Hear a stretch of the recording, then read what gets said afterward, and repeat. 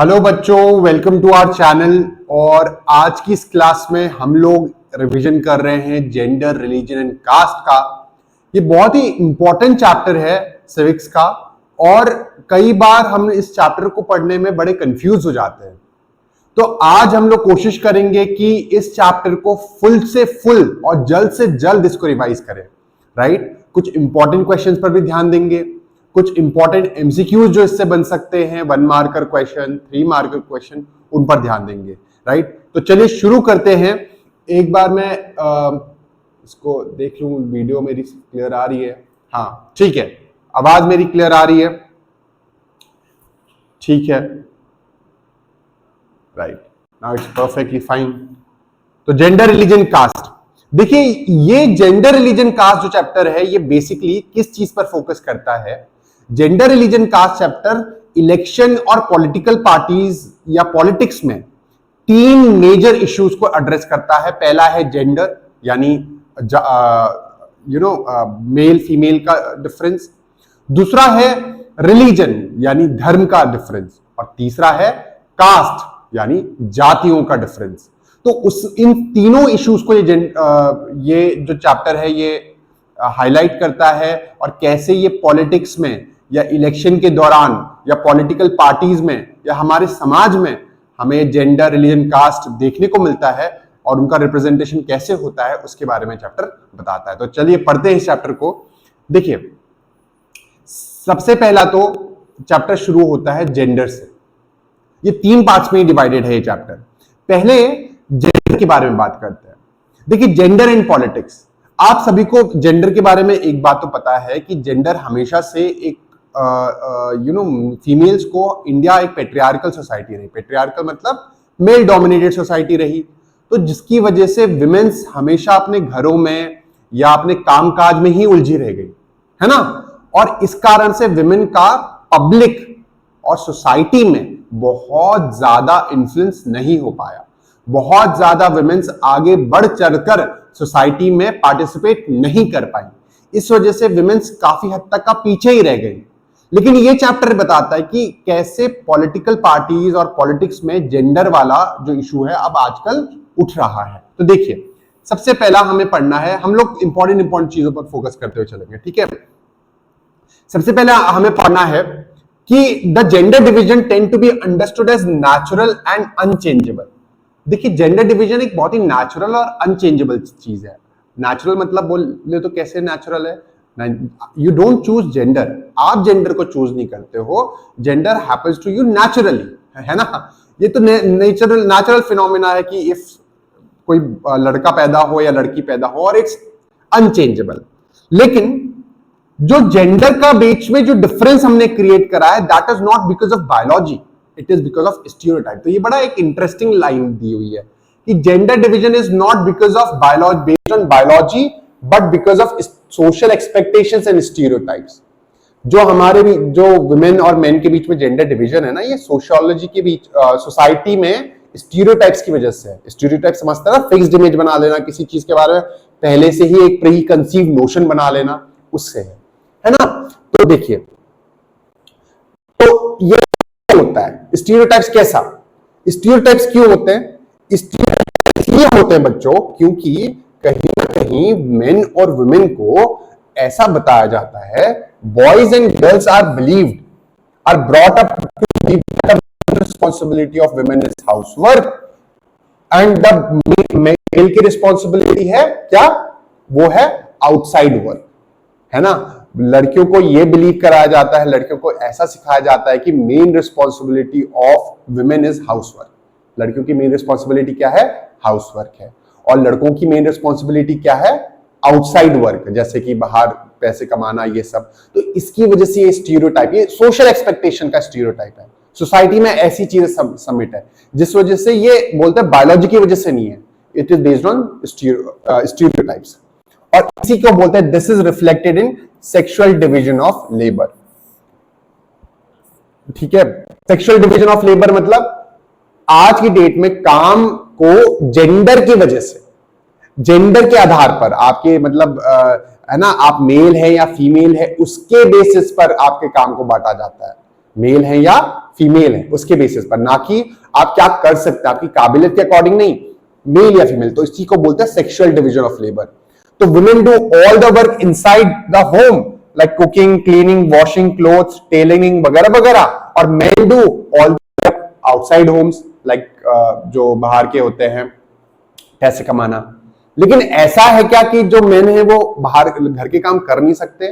क्यों? जितने भी शेफ्स होते हैं यानी होटलों में खाना पकाने वाले लोग, वो तो सारे मेन, ज्यादातर मेन होते हैं, या टेलर ज्यादातर मेन होते हैं। तो इसीलिए बोला गया दैट, इस चीज को ऐसे बोला गया है कि जो जेंडर डिवीजन है that is not based on biology but on stereotypes. क्योंकि मेन को ऐसा लगता है कि ये मेरा काम नहीं है, घर संभालना मेरा काम नहीं है, ब्रॉटअप ऐसे हुए ना, बचपन से पले बड़े ऐसे हुए। और लड़की को लगता है कि घर संभालना उसका काम है, मेन को लगता है बाहर का काम करना उसका काम है। तो ये चीज है, ठीक है। आगे बढ़ते हैं। देखिए इसमें अब हुआ क्या कि ये जो सेक्सुअल डिवीजन ऑफ लेबर हुआ, इसकी वजह से विमेन घरों के काम में रिस्ट्रिक्ट रह गई, जिसकी वजह से उनका पब्लिक लाइफ में यानी सोशल इंटरेक्शन का मतलब समाज में बाकी लोगों से जो इंटरेक्शन था, यानी समाज में बाहर पब्लिक लाइफ में उनकी बहुत ही लिमिटेड हो गई। वो अपने घर, अपनी गृहस्थी में सीमित रह गई, बाहर ज्यादा खुल नहीं पाई, जिसकी वजह से पॉलिटिक्स में भी उनका रिप्रेजेंटेशन कम रहा। अब क्योंकि पॉलिटिक्स में, नेताओं में उन वुमेन का रिप्रेजेंटेशन कम रहा, तो आज उसका हम खामियाजा कहीं ना कहीं, अब तो फिर भी थोड़ा लेवल उसको ठीक करने की कोशिश करी जा रही है, बट एक टाइम तक तो ऐसा था कि विमेन की कोई इश्यूज को, विमेन की प्रॉब्लम्स को सरकार तक पहुंचाने वाला ही कोई नहीं था, उनकी आवाज बनने वाला ही कोई नहीं था, क्योंकि विमेन तो सारी घरों में है, उनकी आवाज पहुंचाएगा कौन? तो देखिए the result of this division of labour is that although,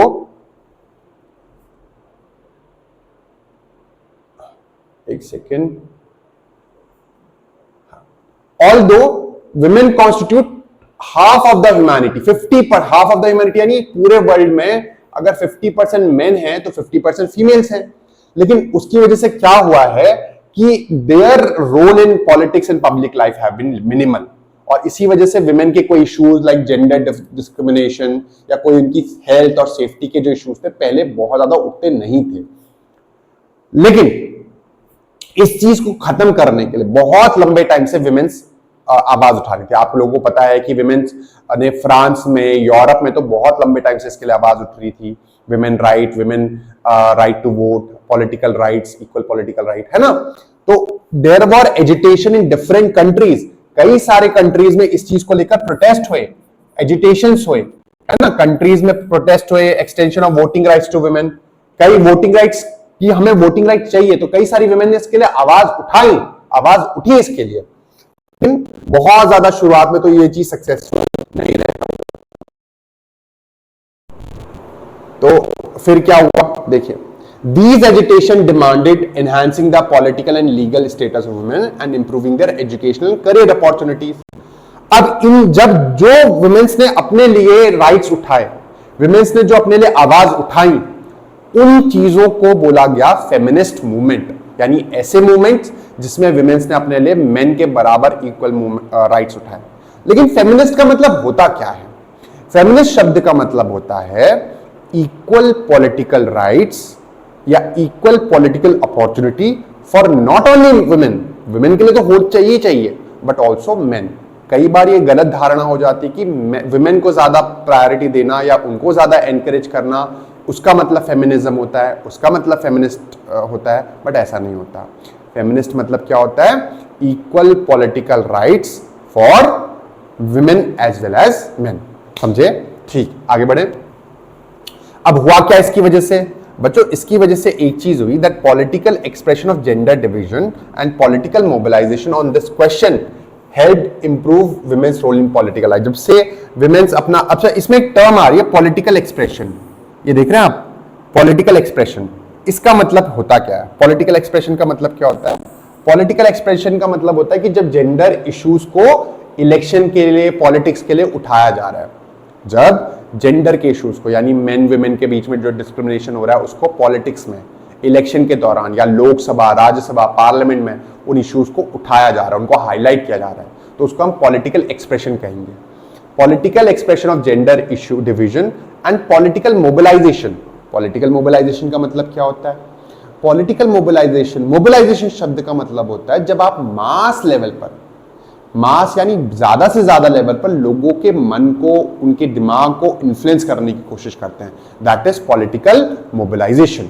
तो जब जेंडर डिवीजन को लेकर पॉलिटिकल मोबिलाइजेशन होने लगा, पॉलिटिकल एक्सप्रेशन होने लगा, लोग अपने आवाजों को उठाने लगे, तो इसकी वजह से विमेन का पब्लिक लाइफ में रोल इंप्रूव हुआ, यानी उनकी इंपॉर्टेंस बढ़ने लगी। कैसे बढ़ने लगी? देखिए, धीरे धीरे women's working as scientist, doctors, engineers, lawyers, managers, college और यूनिवर्सिटी में टीचर्स, है ना, और विमेन का धीरे धीरे पॉलिटिक्स में भी इन्फ्लुएंस बढ़ा। जब से पॉलिटिकल एक्सप्रेशन, देखो ये स्टेटमेंट असर्शन क्वेश्चन आता है बच्चों। अगर स्टेटमेंट असर्शन का मतलब ये होता है ना कि जैसे एक स्टेटमेंट दे रखा है कि भाई political expression of gender division and political mobilisation of women has helped women in increasing their role in public life. तो क्या ये स्टेटमेंट सही होगा कि पॉलिटिकल एक्सप्रेशन और पॉलिटिकल मोबिलाइजेशन की वजह से विमेन का पब्लिक लाइफ में इंप्रूवमेंट हुआ? तो बिल्कुल ये स्टेटमेंट सही है ना? ठीक है, चलिए आगे बढ़ते हैं। चाहिए ओके, अरे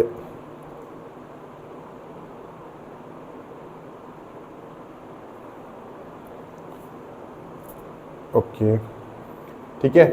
अब जैसे कि इसमें एक बड़ा अच्छा एग्जांपल आता है कि in some parts of the world, for example in Scandinavian countries such as Sweden, Norway, Finland, जो ये स्कैंडिनेवियन कंट्रीज है, स्वीडन, नॉर्वे, फिनलैंड, इनमें क्या होता है बच्चों? इनमें विमेन को आप ये समझिए बहुत आगे बढ़ाया जाता है। फिनलैंड, स्कैंडिनेवियन और नॉर्वे कंट्रीज, जो स्वीडन, ये जो ठंडी एरियाज होते हैं, जो हाई लैटिट्यूड वाले रीजन्स होते हैं, यहाँ पर विमेन्स को बहुत पॉलिटिकल लाइफ में विमेन्स का बड़ा रोल बड़ा हुआ है। कई सारे पॉलिटिकल नेता हैं विमेन्स। तो अभी इसमें एक ग्राफ भी है, अभी मैं दिखाता हूँ आपको, तो उससे आपको समझ में आएगा। ये पिक्चर देखिए, पिक्चर में ये दिखाया जा रहा है कि सोसाइटी ने क्या क्या प्रेशर विमेन पर डाला है। टीवी सीरियल के लिए आइडल वुमेन वो जो टीवी के सामने दिन भर बैठी रहे, फैशन इंडस्ट्री के लिए कोई आइडल वुमेन वो जो बहुत फिट दिखती हो, आइडल वुमेन फॉर सोसाइटी जो सारे कामों को मैनेज कर लेती हो, है ना, प्रोस्पेक्टिव इन लॉज के लिए आइडल वुमेन वो जो बहुत सारे दहेज लेके आए, और मेल एम्प्लॉयज के लिए आइडल वुमेन वो जो एक बहुत ऑफिस में बहुत अच्छा माहौल बना के रखें। ये अपनी अपनी सोशल एक्सपेक्टेशन है। तो हुआ क्या कि स्कैंडिनेवियन कंट्री में तो वुमेन का रोल पब्लिक लाइफ में बहुत ज्यादा है, बट इंडिया में वुमेन का रोल पब्लिक लाइफ में ज्यादा नहीं है। इंडिया क्योंकि एक पेट्रियार्कल सोसाइटी रही, पेट्रियार्कल मतलब मेल डोमिनेटेड, जहां पर male was the head of the family, not women. बोलते हैं मेल डोमिनेटेड, यानी ऐसा परिवार जहां पर male is the head of the family, जिसकी अब क्योंकि इंडिया एक मेल डोमिनेटेड सोसाइटी रही, उसकी वजह से एक प्रॉब्लम क्या हुई कि वुमेन को बहुत सारे डिसएडवांटेजेस और डिस्क्रिमिनेशन फेस करने पड़े। ये बहुत इंपॉर्टेंट क्वेश्चन आ जाता है कि जैसे इंडिया में अगर मेल डोमिनेटेड सोसाइटी रही तो what was the problems and disadvantages that were faced by women in India. जैसे कि the literacy rate among women is still 54% compared to 76% among main.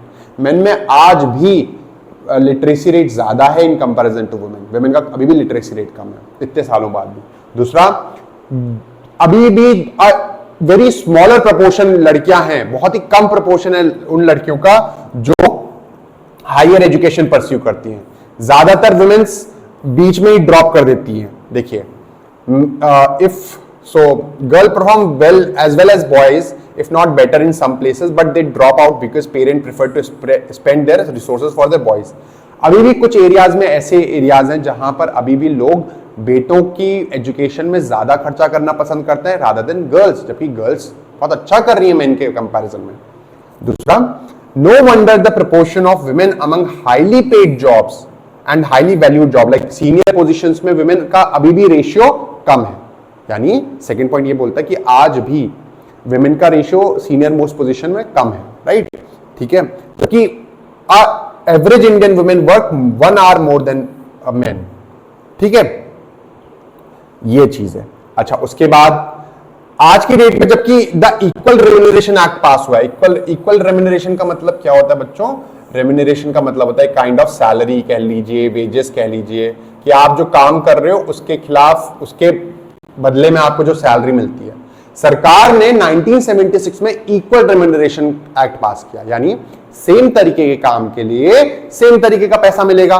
अब तब भी बच्चों कई ऐसे एरियाज हैं जहां पर विमेन को आज भी कम सैलरी मिलती है सेम काम के लिए इन कंपैरिजन टू वुमेन, जैसे कि सिनेमा, जैसे कि स्पोर्ट्स, है ना, जैसे कि आप देखिए ये और फैक्ट्रीज में मेन को ज्यादा पे करा जाता है, विमेन को कम पे करा जाता है सेम काम के लिए अभी भी। और इसके अलावा एक और चीज देखिए, इतना ही नहीं है, इन मेनी प्लेसेस अभी भी सेक्स सिलेक्टिव अबॉर्शन है।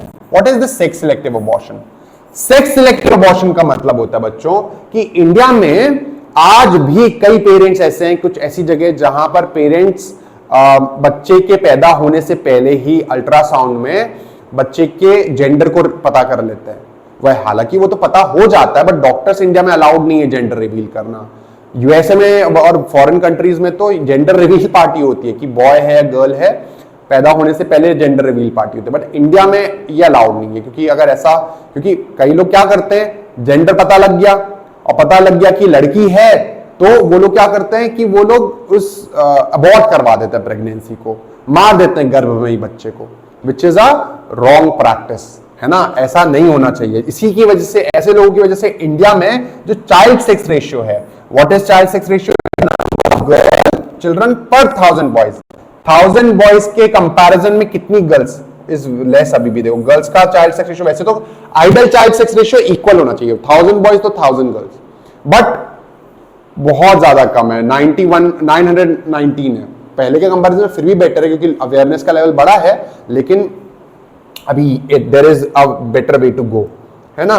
चलो ये देखिए, ये पूरे कंट्रीज का चाइल्ड सेक्स रेशियो दे रखा है। अगर आप देखेंगे तो मैप में देखिए, हालांकि मैप बहुत इंपॉर्टेंट नहीं है लेकिन कई बार क्वेश्चन आ जाता है। सबसे अच्छा जो चाइल्ड सेक्स रेशियो है वो है पिंक कलर वाले एरियाज में ना।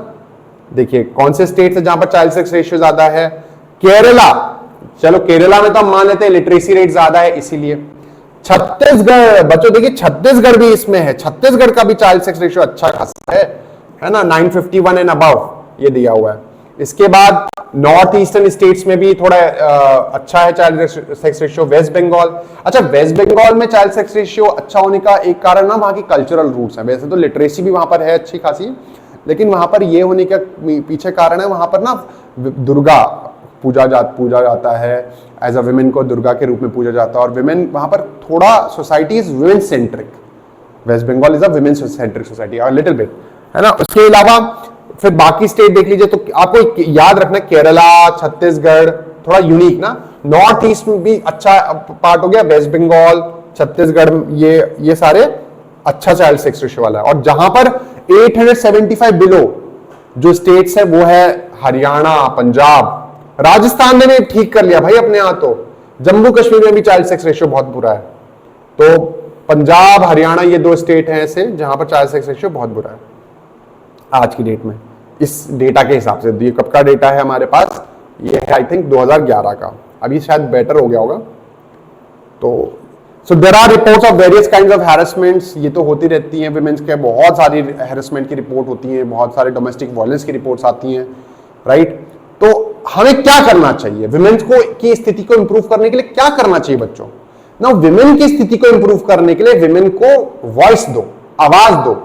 जब सरकार में अपनी प्रॉब्लम को विमेन्स उठा पाएंगी, अपनी बातों को उठा पाएंगी, तब विमेन्स का एक ना लेवल बढ़ेगा। ये कैसे होगा?